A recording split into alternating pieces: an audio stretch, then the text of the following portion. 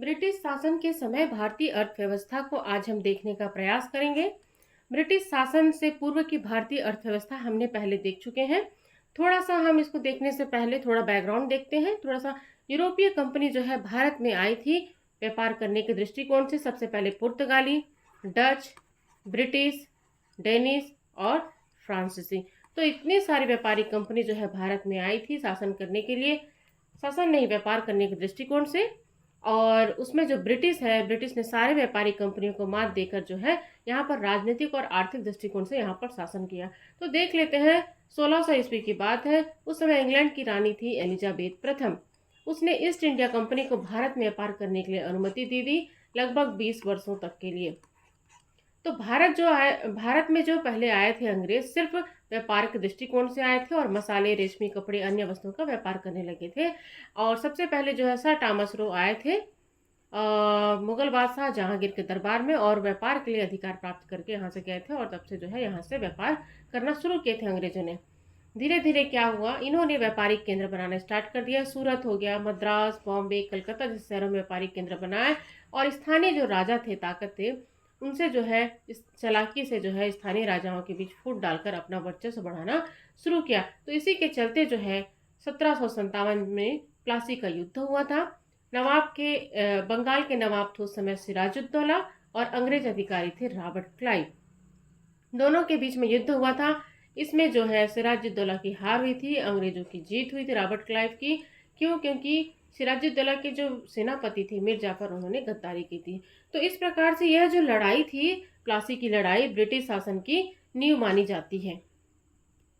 अब उसी से आगे जो है 1764 में जो है युद्ध हुआ था अंग्रेजों के बीच और शासकों के बीच। तो इसमें मीर कासिम, सिराजुद्दौला और मुगल बादशाह शाह आलम द्वितीय तीनों संयुक्त होकर अंग्रेजों से लड़ी थी। परंतु फिर भी अंग्रेजों ने फिर से जो है इसमें मात दिया और राजाओं को, और इसने जीत हासिल की। जीत हासिल के पश्चात जो है उन्हें बंगाल, बिहार और उड़ीसा तीनों में दीवानी राजस्व वसूल करने का अधिकार मिल गया। तो यहीं पर जो है वास्तविक रूप से जो है अंग्रेज जो है यहाँ पर शासन स्थापित करना शुरू कर दिए थे। अब आगे इसी के बहुत सारी स्टोरी है, लेकिन हम उतना आगे नहीं पढ़ेंगे। 1858 में जो है ब्रिटिश क्राउन का शासन यहाँ पर स्थापित हो गया। 1857 की क्रांति हुई थी। उसके बाद जो है, जिसे स्वतंत्रता संग्राम भी कहा जाता है, ब्रिटिश सरकार ने कहा कि नहीं, अब हम व्यापार नहीं करें, व्यापार के दृष्टिकोण से नहीं आए। अब सीधा जो है ब्रिटिश शासन, क्राउन का सीधे अधीन जो है भारत आ गया। और यहाँ पर जो है वायसराय प्रणाली यहाँ पर लागू की गई और भारत को ब्रिटिश राज्य का एक हिस्सा बना दिया गया। 1857 की क्रांति के पश्चात सन 1858 से ब्रिटिश क्राउन का शासन स्थापित हो गया। तो इस प्रकार से धीरे धीरे जो है भारत में जो है अंग्रेज व्यापारी बनकर आए थे, लेकिन भारत में शासक बन गए। और 1947 तक जो है भारत को राजनीतिक, सामाजिक और आर्थिक रूप से गहराई रूप से प्रभावित किया और हमारी अर्थव्यवस्था छिन्न भिन्न हो गई। अब देखते हैं ब्रिटिश सरकार की दोषपूर्ण नीति बहुत सारी थी, चाहे वो उद्योगों से संबंधित, कृषि से संबंधित, चाहे सामाजिक हो, आर्थिक हो। तो देखते हैं, कुटीर और हस्तशिल्प उद्योगों का पतन हुआ। इसके समय में भारतीय उत्पादों पर भारी कर लगाया गया, कच्चे माल का निर्यात किया गया और तैयार माल का आयातक बना दिया गया भारत को। स्वदेशी उद्योगों को सरकारी समर्थन नहीं दिया गया। आधुनिक उद्योगों का धीमा विकास, रेलवे और ढांचा विकास हुआ था, परंतु वह सिर्फ ब्रिटिश हित में। कर प्रणाली में काफी सारे परिवर्तन किए गए। तो ब्रिटिश शासन के समय बहुत सारी दोषपूर्ण नीतियां थी, जिसकी वजह से जो है ये सारी परिवर्तन आए। इसको हम आगे विस्तार से देखते हैं। सबसे पहले हमने देखा था ब्रिटिश पूर्व भारतीय अर्थव्यवस्था में जो है ग्राम पंचायती सर्वे सर्वा हुआ करता था। ग्राम पंचायत का सामाजिक, राजनीतिक, आर्थिक तीनों जगह वर्चस्व बना हुआ था। परंतु अंग्रेजों के आने के बाद जो है प्रशासनिक और न्याय संबंधी अधिकार जो है अपने हाथ में ले लिए। ग्रामीण समुदाय का महत्व कम हो गया। इससे आत्मनिर्भरता क्या हो गई, समाप्त हो गई। ग्राम व्यवस्था को बनाने के लिए उन्होंने थोड़ा सा प्रयास किया, जिला परिषद की स्थापना की, परंतु वह भी असफल हुआ। उसी के आगे जो है साइमन आयोग और विकेंद्रीकरण शाही आयोग ने जो है पंचायतों को पुनर्गठन करने पर जोर दिया गया। इसी के चलते जो है बंगाल ग्राम पंचायत अधिनियम 1919, बम्बई मध्य प्रांत एवं संयुक्त प्रांत में जो है पंचायत अधिनियम लागू किया गया। परंतु वह उसमें भी जो है स्थानीय शासन को पूरी तरह स्वशासन की उपेक्षा की गई और स्वशासन ढांचे पारंपरिक स्वशासन ढांचे को मान्यता नहीं दी गई, जिससे जो है ग्राम पंचायत का पतन होना शुरू हो गया और सारा प्रशासनिक निर्णय जो है जिला स्तर पर केंद्रित हो गया। देखेंगे जमींदारी व्यवस्था की स्थापना की गई, जब महालवाड़ी जमींदारी रैयतवाड़ी व्यवस्था की स्थापना की गई। कानून और न्यायिक हस्तक्षेप किया गया, जिससे पंचायतों की न्यायिक भूमिका पूरी तरह समाप्त हो गई। प्रशासनिक ढांचे में परिवर्तन कर दिया गया, पूरी तरह से केंद्रीकृत किया गया और पंचायतों को किसी भी तरह की प्रशासनिक भागीदारी में शामिल नहीं किया गया। सामाजिक संरचना में परिवर्तन किया गया, जैसे कि शिक्षा आर्थिक नीतियों के कारण जो है समाज में जो एकजुटता थी पहले, वह अब समाज जातिगत और आर्थिक असमानताएं उसमें बढ़ने लगी और जिससे सामूहिकता और संगठन की भावना कमजोर पड़ने लगी। तो कुल मिलाकर जो है ब्रिटिश शासन ने जो है पारंपरिक जो पंचायत प्रणाली को उसने तो कमजोर किया ही किया, साथ में उन्हें समाप्त करने के लिए अनेक सारे कदम उठाते गए। हस्तकला उद्योग का भी पतन हुआ। हस्तकला उद्योग, आप जानते हैं कि ब्रिटिश पूर्व भारतीय अर्थव्यवस्था में जो है हस्तशिल्प कला, जैसे रेशम हो गया और ढाके के मलमल हो गए, सूती वस्त्र हो गए, ये सब का बहुत ज़्यादा विदेशों में मांग था, जिसकी वजह से भारत जो है यहाँ से निर्यात करता था। परंतु अंग्रेजों ने जब यहाँ शासन प्रणाली में स्थापित किया तो उन्होंने अनुबंध प्रणाली लागू की गई, अनुबंध प्रणाली और स्वतंत्र व्यापार की नीति। तो इस तरह से जो है यहाँ पर जो है शासन प्रणाली को प्रभावित किया गया। जैसे कि ईस्ट इंडिया कंपनी जो है सीधे ठेकेदार के द्वारा जो है सामान लेती थी, उससे अनुबंध कर लेती थी। यदि अनुबंध के तहत वह काम नहीं करती थी, कम उत्पादन हो गया या फिर तो उसको वह नहीं बेचती थी, तो दीवानी अदालत में जो है उसके खिलाफ केस चलता था। और औद्योगिकरण का समय था, औद्योगिकरण से बहुत सारे सामान वस्तुएं यहाँ निर्मित होकर यहाँ पर जो आई, जिससे जो है हस्तकला उद्योग का पतन हुआ। बेंथस ने लिखा भी है कि भारत जो है सूती वस्त्र उद्योगों का जन्मदाता है और यह उद्योग जो है ईसा से पूर्व भी फलता फूलता था। वहीं मार्टन ने लिखा है कि भारत मात्र कृषि प्रधान देश कहना जो है उसको सभ्यता से गिराना होगा। वह एक औद्योगिक देश है और अंतर्राष्ट्रीय स्तर में किसी भी बाजार में किसी से मात नहीं खा सकता। वहीं विल्सन कहते हैं कि भारत को अनादिकाल से लोहे को गलाने की कला का ज्ञान है और था। तो इस प्रकार से आप देख सकते हैं कि भारत जो है ब्रिटिश शासन पूर्व स्थिति काफ़ी अच्छी थी और वहीं जो है अनुबंध प्रणाली स्वतंत्र व्यापार की नीति ने जो है यह हस्तशिल्प कला उद्योग का पतन करना शुरू कर दिया। सरकार की स्वतंत्र व्यापार की नीति अपनाई, उससे जो है ब्रिटेन ने भारी आयात कर लगा यहाँ की वस्तुओं के लिए और भारत जो है प्रतियोगिता नहीं कर पाई। इससे जो है बनारस मुरादाबाद मुरादाबाद सूरत आदि के जो प्रसिद्ध उद्योग थे सारे बर्बाद हो गए और भारत में बने हाथ के कपड़े ब्रिटिश मुकाबले में काफ़ी ज़्यादा थे, जिससे वो प्रतिस्पर्धा नहीं कर पाया, इसलिए वह प्रतियोगिता से बाजार से बाहर हो गए। इससे क्या हुआ, लाखों जो कारीगर थे वह क्या हो गए, बेरोजगार हो गए। तो इस प्रकार से जो है भारतीय उत्पादों पर भारी कर, ब्रिटिश उत्पादों पर रियायतें, हमने देखा कि भारत जो सिर्फ उपभोक्ता बाजार बनकर रह गया, ना कि उत्पादक था। सिर्फ कच्चे माल का निर्यात करता था और तैयार माल जो है भारत में बेचा जाता था, क्योंकि यूरोप जो है काफ़ी छोटा था और उसको बड़े बाजार की आवश्यकता थी। तो भारत में काफ़ी ज़्यादा जनसंख्या थी और बहुत भूभाग उसका काफ़ी बड़ा था, जिससे जो है यहाँ पर जो है सामान जो है आसानी से बिक जाता, इसलिए भारत को उसने चुना। स्वदेशी वस्तुओं को सरकारी समर्थन नहीं दिया करती थी। बहुत सारे ऐसे भारत में उभरते उद्यम और उद्योगों का सरकारी सहायता नहीं दी जाती थी। और वहीं देखोगे तो ब्रिटिश व्यापारियों को हर तरह की सुविधा दी गई। आधुनिक उद्योगों का धीमा विकास हुआ। हालांकि 19वीं शताब्दी में कुछ उद्योग स्थापित हुए, परंतु वह सारे अंग्रेजों के नियंत्रण में थे। जैसे और भारतीयों को जो है लाइसेंस कर हो गया, समर्थन की कमी, ये सारी समस्याओं का सामना करना पड़ता था। रेलवे और ढांचा विकास हुआ केवल, लेकिन ब्रिटिश हित में हुआ।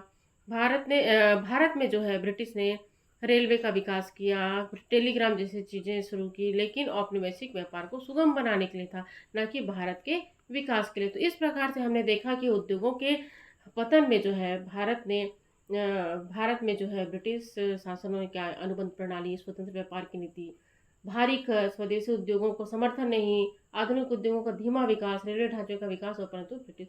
तो कुल मिलाकर इस प्रकार से देखेंगे इसका परिणाम क्या हुआ, लाखों कारीगर क्या हो गए, बेरोजगार हो गए, बेरोजगारी और गरीबी में क्या हो गई, वृद्धि हो गई, किसानों पर आर्थिक बोझ बढ़ा, क्योंकि सारे जो है उद्योगों को छोड़कर कृषि की ओर शिफ्ट हो गए और मजबूरी में जो है उन्हें उद्योगों में मजदूरी करनी पड़ती थी। पारंपरिक और उद्योग समिति सारा चीज नष्ट हो गया। ग्रामीण जनसंख्या खेती पर निर्भर हो गई और कृषि पर अत्यधिक दबाव पड़ा। भारत एक उपनिवेश देश बनकर रह गया जो सिर्फ कच्चा माल देता था और तैयार माल खरीदता था। कुल मिलाकर जो है भारतीय उद्योगों को जानबूझकर पीछे ढकेला और ताकि ब्रिटेन के उद्योगों को फायदा हो सके। इससे जो है भारत के सामाजिक आर्थिक ढांचा प्रभावित हुआ, कमजोर हुआ और गरीबी बेरोजगारी बढ़ी। तो इस प्रकार से हमने देखा कि उद्योगों की जो स्थिति थी ब्रिटिश शासन की दोषपूर्ण नीति की वजह से क्या हुई। ग्राम पंचायत का पतन हुआ, हस्तकला उद्योग का पतन हुआ, उद्योगों का पतन हुआ, स्वदेशी उद्योगों का पतन हुआ और उसका परिणाम क्या हुआ। अब हम देखेंगे ब्रिटिश शासन काल में जो है कृषि की व्यवस्था में क्या क्या अमुक परिवर्तन किए गए। ब्रिटिश शासन से पूर्व भारतीय अर्थव्यवस्था में लगभग 70 से 80% जनसंख्या कृषि पर निर्भर करते थे और अपने जरूरत की चीजें जो है पर्याप्त रूप में उगाया करते थे। परंतु ब्रिटिश शासन आने के पश्चात जो है नकदी फसलों पर ज्यादा बल दिया गया, जैसे कपास, नील, अफीम, तंबाकू, चाय जैसे नकदी फसलों पर जोर दिया गया, जिससे जो है खाद्यान्न फसलों की कमी हो गई और अकाल जैसी स्थिति भी कई बार बनी और कृषि से संबंधित जो ग्रामीण उद्योग थे उनका भी विनाश होने लगा और जिससे जो किसान केवल खेती पर निर्भर हो गए, उद्योगों से शिफ्ट होकर खेती पर, तो खेती पर जो है काफी ज्यादा दबाव आने लगा और भारत जो है सिर्फ और सिर्फ सस्ता कच्चा माल का निर्यातक बन गया और आयातक माल का सिर्फ जो है खरीदार बन गया। भूमि की नीलामी और विस्थापन भी काफी ज्यादा होने लगा, क्योंकि कर समय पर न देने पर किसानों की जमीन जब्त कर ली जाती थी और बड़े पैमाने पर इससे क्या हुआ, जो किसान थे वह भूमिहीन होने लगे। प्राकृतिक आपदाओं के समय भी कोई राहत नहीं दी जाती थी। पहले जो है जो कर था वह समायोजन किया जाता था, बहुत ही आसानी और सरल तरीका था, परंतु प्राकृतिक आपदाओं के समय भी सरकार जो है कर को माफ नहीं करती थी। यहाँ तक कि अकाल के समय में भी सरकार ने कर वसूली किए। लगभग 1876 के आसपास जो अकाल पड़ा था उसमें भी कर वसूली किए। कर्ज और साहूकारों की भूमिका बढ़ गई, चूंकि किसानों को कर देना जरूरी था, तो किसान जो है महाजनों और सूदखोरों से कर्ज लिए, जिससे जो है ब्याज दरों में काफी ज्यादा बढ़ी और वह कर्ज में फंस गए। किसानों ने ये सारे विद्रोहों, ये सारे शोषण के खिलाफ जो है काफी सारे विद्रोह भी किए, जैसे नील विद्रोह, पेम्बी विद्रोह, दक्कल विद्रोह, बहुत सारे विद्रोह जो है किसानों ने किए थे, चंपारण सत्याग्रह, ये सारी चीजें। कर व्यवस्था में मुख्य जो परिवर्तन यहाँ पर किया गया था वह जमींदारी प्रथा, रैयतवाड़ी प्रथा और महालवाड़ी प्रथा था। जमींदारी प्रथा के तहत था जमींदार भूमि के मालिक लगान वसूल करने का अधिकार हो गया। इधर हो गए किसान और इधर सरकार, दोनों के बीच में हो गया एक जमींदार। लगभग जो है यह बंगाल, ये अपना भारत जैसे इधर हो गया बंगाल, है ना, बंगाल, बिहार और उत्तर प्रदेश के ऊपर जो है यहाँ पर जो है जमींदारी प्रथा लागू किया गया था। लॉर्ड कॉर्नवालिस के द्वारा 1793 में स्थायी बंदोबस्त जमींदारी व्यवस्था को जो है राजस्व वसूल करने का अधिकार दिया। किसान जो है सिर्फ जमींदार का किराएदार बनकर रह गया। रैयतवाड़ी व्यवस्था में रैयत कहने का मतलब भूमि का स्वामी को भूमि को बेचने, प्रयोग करने, हस्तांतरित करने का अधिकार था, परंतु जो है इसका जो है काफी ज्यादा मतलब कर का रेट था और करों का भुगतान करने में असफल यदि हो जाता था कोई किसान, तो उसे जो है खेत से ही बहुत बेदखल कर दिया जाता था। महालवाड़ी व्यवस्था, महल कहने का मतलब है कि समस्त गांव और गांव को इकाई मानकर कर वसूली किया जाता था, जिसका जो लगान जो है काफी अधिक था। तो इस प्रकार से कर व्यवस्था में जमींदारी, रैयतवाड़ी, महलवाड़ी व्यवस्था लागू करके जो है भारतीय किसान जो है काफी ज्यादा परेशान हो गए और कर्ज तले डूब गए। और ब्रिटिश भूमि जो है राजस्व प्रणाली का परिणाम यह हुआ कि जो भूमि था सिर्फ एक वस्तु बनकर रह गई। खाद्य असुरक्षा की स्थिति आ गई, अकाल कई बार पड़ा, जैसे 1876 का अकाल। राजस्व के नगद भुगतान पर जोर दिया गया, कर्ज का बोझ इससे क्या हो गया, बढ़ गया और साहूकार जमीन के मालिक बन गए। बंधुआ मजदूरी की यहीं से शुरुआत हो गई। तो कुल मिलाकर देखेंगे कृषि जो हमारा मुख्य व्यवसाय था वह जो है पूरी तरह से पारंपरिक कृषि का विध्वंस हुआ। किसान जो गरीब, कर्ज, अकाल, उत्पीड़न के शिकार हो गए और खेती जो है एक जो है सम्मानजनक आजीविका से घटकर एक जीवन संघर्ष बन गया।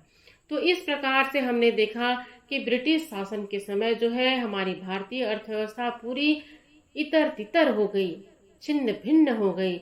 चाहे वो कृषि हो, चाहे वह उद्योग हो, चाहे वो अवसंरचना हो, चाहे वो सामाजिक हो, चाहे वो राजनीतिक हो, चाहे वो आर्थिक हो। तो इस प्रकार से हमारी जो कृषि अर्थव्यवस्था, औद्योगिक अर्थव्यवस्था पूरी तरह से, इस प्रकार हम कह सकते हैं कि ब्रिटिश पूर्व भारतीय अर्थव्यवस्था जो एक श्रमिक और आत्मनिर्भर अर्थव्यवस्था थी, वह ब्रिटिश शासनकाल में अर्थव्यवस्था छिन्न भिन्न हो गई। ब्रिटिश शासन के अधीन हो गई भारत, सिर्फ एक उपनिवेश देश बनकर रह गया।